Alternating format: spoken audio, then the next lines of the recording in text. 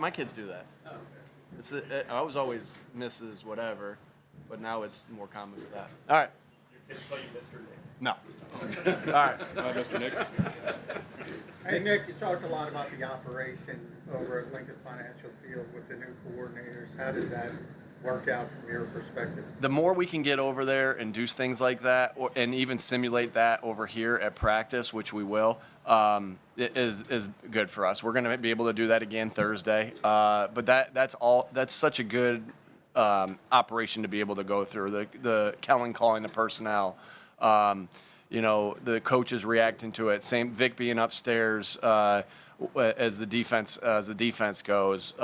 Just the communication between Kellen and I of, hey, here's what I'm thinking on fourth down.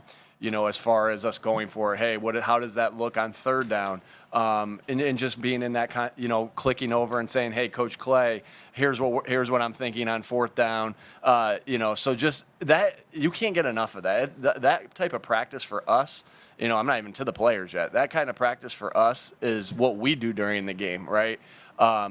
And so for the coaches, it's outstanding. For the players, it's outstanding too, because they're in a flow of a game where it's call it periods where they don't know. Sometimes what play is about to be called because some plays in practice are scripted, but here they don't. They have to react to the situation. They have to react to the play call. They have to react to the personnel call, and so. That's so beneficial for us. And then just being able to get our new guys out there that haven't played here in Philly to be able to see our fans and how passionate they are and how many people showed up for a practice. I mean, that's outstanding. And I think that just gets everybody fired up. It's like, hey, this is what home field advantage feels like in Philadelphia. What have you seen out of Will Shipley now that he's had the pads on? Yeah, Will, we thought very highly of Will coming out and the things that he could do. He obviously had a really outstanding spring. He started off really good in the fall camp, and as the pads come on, we'll keep getting more and more information. As that goes. He plays big. I think. I think he has. He plays. Like, and when you look at him, he's built. Right? His lower body's really built. He really. He's there. I keep saying it to our coaches. Like, there's things about him that remind me of Danny Woodhead. Just the style of his body. Now, Danny was a little shorter, I think, but I think they're just the way they're kind of built remind me of each other, and some of the things that they do. And so I look forward to him continuing to progress. We're really excited about him. The groups, his running back group's excited about him, and I'm excited for him to get some good reps in this game coming up and this week's of practice. Now that you've seen Mekhi Becton for a few days at right guard, what are your impressions of him there, and what does he have to do to maybe earn a starting spot? Yeah, consistency is the big thing of what we want. Yeah, he played. I thought he had a good scrimmage. We went through it like a game. Gave grades like a game. Gave the amount of plays they had, grades, everything like that. And we thought he played really well. And so, I like the things that he can do, but we're so early here in this. We've only had pads on 3 days, 2 days. We got a lot of football left to play. I don't want to say, hey, he's got to do this to earn this. He's in a competition for his job, and I'm excited about the possibilities that we have there with the other pieces that we have there. Nick, any concerns about the defense? It seemed like the offense on Thursday night just kind of, more straight down the field. That's how camp goes. Camp's back and forth, and here my experience with practice is it's never as good as you think and it's never as bad as you think and that's when we go back, and that's offensive. Hey, the offense had a really good day. It's never as good as you think. There's mistakes that were made. Hey, the defense had a really good day. It's never as good as you think, and vice versa for both sides. And so, we're not tackling out. There's plays out there that I'm like, well, that was a tackle that I know the crowd went crazy, and maybe I don't know how, Elliot, how you counted it as your stats. You're doing a great job with that, by the way.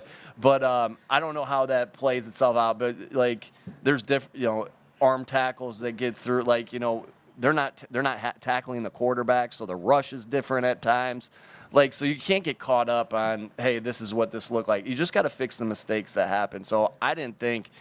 Again, like I said, it's never as good, it's never as bad as you think, and I thought there was some good back and forth in that scrimmage that we have, because again, when the quarterback's not live, when they're not pushing up in the pocket, when the defensive tackles aren't throwing to the side and then getting a tackle on, there's plays on the offense that appear that they're probably bigger than what they are. Now, do we have things to clean up on both sides of the ball on defense? Yeah, but that's on both sides of the ball. You create situations on the field during practice for your team. Maybe Thursday night, did you create situations for the coaches through your communication or any other day? Yeah, of course. We do that all the time. We really look at our situational football and our situational awareness as an advantage. We look at it that we spend a lot of time on that, and that we know when they come up in the season and when they come up during practice, we're ready for it. It's our preparation for it. And I want these guys to feel confident. I wish you guys could sit in a meeting with us during that aspect where it's, I'm up there in front of the team and asking them questions. Hey, what are we doing here in this situation? And how quick and fast these guys are answering the questions as if they're in the game. And so we look at those things as a positive for us because of how much time we spend in it. And so it's a good opportunity for the coaches to be. Here's the thing on a situation. Coaches have to identify what situation we're in. Here's the situation we're in, and then we have to call the play accordingly. And then the players have to react to execute that play, but also execute the things within a situation. And that's what we're doing. And we spend so much time. There's a portion of every meeting devoted to that. There's a portion of every practice devoted to that, and there's a portion of every walkthrough devoted to that. We spend a lot of time on that. We take a lot of pride in it, and we're trying to be perfect in those aspects because we really believe that that's an advantage for us. The clip of CJ hitting the shot in the meeting, what's the backstory there? Why CJ in particular, and how often do you do it? I'll tell you why Chauncey in particular. He didn't. We had an important meeting that day, and they were all shooting beforehand. The guys are really connecting in that team. Right before the team meeting, there's a little bit of a break, and I noticed guys are in there hanging out. Guys are in there shooting. We have a PlayStation in there. Guys are before when they have downtime, they're hanging out. You can't substitute connecting without, spending time together. You can't, you got to spend time together. So they're in there, and Chauncey hadn't made a shot. He wasn't even close. So we really needed our meeting, and they were having a good time. I'm like, you know what? Let's put something on this. Hey, meetings are, the team meeting's canceled if Chauncey makes this, and he drilled it. So I don't know if he hustled me. He might have been hustling me. But he hit the shot. Guys went crazy. You can't simulate. And we made up the meeting the next day, right? They got a little bit of a break there, but we made up everything we needed to make up the next day. But you can't simulate those things, and those things are those are the building of the team. It's all those little things. Right, that little thing, the time they spend together in the meeting beforehand, the communication they have at practice, all those little things add up to build a football team, to bring guys together. It's not the best group of individuals that win. It's not the best people on paper that win. It's the best teams that win. And so when you can kind of do stuff like that, it went in, and I'm like, oh, my God, we needed to go over the stuff that we went over and walked through. But then I really thought about it. I'm like, man, you could really see the guys coming together, them loving each other after that. And we made up the meeting anyway, but it was a hell of a shot by Chauncey. He hustled me. Speaking of that with team building, what have you seen from Jaylen so far in these first few practices, the stretch of training camp as a leader? Yeah, he's done an outstanding job. He continues to lead, through the way he works. He continues to lead through his communication with his teammates and bringing them along. He continues to lead by, grabbing one of his teammates and making them better based off of his play and the things that he's seen. So he's been awesome on the field with the things that you can see, and he's been awesome off the field with the things you can't see. And that's just Jaylen continuing to develop as a player in all aspects. And man, I'm excited for him to continue to grow as a player and be the best football player he can possibly be. He's had an outstanding start. How close is Cooper to getting back, and how soon does he need to get back to really be part of the competition? I'm obviously never going to put a timetable on these guys. He's doing as much as he can to get back as quick as he can, and I have utmost faith in our training staff and utmost faith in our strength and conditioning staff that they're doing everything they can do to get him back. And Cooper's attitude is that he'll do everything he can do to get back. like I told you guys before, obviously him not being out there, sets him back, right? Because he's not getting these reps. But what he can do is get those mental reps in the meeting. He can get those situational reps that we talked about. And the meeting in football is so different. You walk through in football more than any other sport. You walk through more than you actually play. So, and that's just the facts of all levels of football you walk through.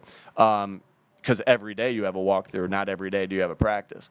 And so he's getting those, and our job as coaches is to challenge him, in different looks that he's not getting at speed. So when he gets out there, he'll be ready. So, there is no – you get better at playing football you get better at football by playing football. There is no doubt about that. So, he's missing missing some opportunities out here, but he's doing everything he can do. And that's what, at the end of the day, we can only control what we can control. And I think he's doing a nice job of that. CJ, there was a thought when you guys re-signed him that maybe the defense was missing some of his energy and toughness last year. In camp, how do you evaluate the toughness level of your defense? Yeah, we talk about that every day. Just the toughness comes in three areas we talk about a lot. It comes in physical toughness, which can be seen on the field, right, through the way we, let's just speak of defense, the way we tackle, the way we defeat blocks, the way we, both at the linebacker level and at the safety level and at the defensive line level. Then it can be seen through the mental toughness, right, and that's just having the same attitude and effort and energy no matter what you feel like. We're coming off a day off. How are we going to be today? It's got to look the exact same because no one gives you, you're coming off a bye week. You got to be. There's so many different scenarios like that. So, and no matter what's going on in your life or anything, being the same guy every single day. And then we talk about toughness and relentless effort and just hustling to the ball. Because we know if we hustle to the football, right, and we have a motor to the football, you're going to eliminate some big plays just by playing harder than other people, right? So, and also population of football takes the football away. And so all our guys are working like crazy to do that. That's on the team meeting every single day of, the toughness, both offensively and defensively, and those three aspects that are shown.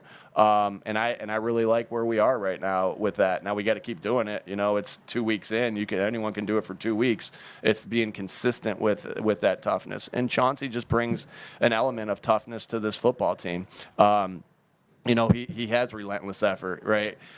He does do a great job of tackling and defeating blocks. I think back to the last tackle, really I've seen him make for the Philadelphia Eagles is that hit he had in the Super Bowl that was, man, I can't believe that guy hung on to that football on that one. It was a great play by both guys. But he brings that, right? He brings the knocking the guy out of bounds from the white through the white to the other side that I've seen so many times from him. And then he plays his butt off, and he plays hard. And so I love that we have him back. I don't think it's any secret. I'm a huge fan of Chauncey and the things that he brings to our football team because it represents a lot of things that we want to be about here. I think he's a great teammate, and look forward to continuing to see him grow as a player. Nick, in years past, you've picked out videos to show the team to kind of help drive teaching points home, I guess. Is that something you're still doing, and if so, what kind of videos? Yeah, you always do stuff like that, but I think we're getting a lot of videos from our practice, right? This is what it's supposed to look like. This is what I don't think there's any better coaching point. We can talk until we're blue in the face, but coaching points are made in that film room on the field, but they're really made in that film room showing them exactly what the standard's supposed to look like, what it can't look like, and then constantly coming back to that. And it's really never personal. It's always, hey, here's what met the standard, and here's what didn't meet the standard. And so that's the video. I mean, we'll show videos, all the time, but those are the main ones on my mind right now that are happening. And then go back to Bo, your question. I wanted to mention this guy, another new addition to our team that I think brings an element of toughness with the way he plays, with his motor, with the way he strikes blocks, is Zach Bond. And it shows not only in his, on the defensive side, but it also shows during special teams. This guy is a tough dude that plays with great detail and great passion for this game with physicality. Last one. With Sidney Brown, do you expect him back at some point in the preseason? We'll see. Again, this is, Never going to do a timetable on anyone. It's not fair for me to say that to you guys, and then there's a setback or there's an advancement in it, and it's not fair to those guys either. And so we'll see. I know, again, he's working his butt. Nobody works in that training room harder than him, and he's really working hard because he loves this game. He loves his teammates, and he wants to be out in that field. All right, thanks. Thanks, everybody. What type of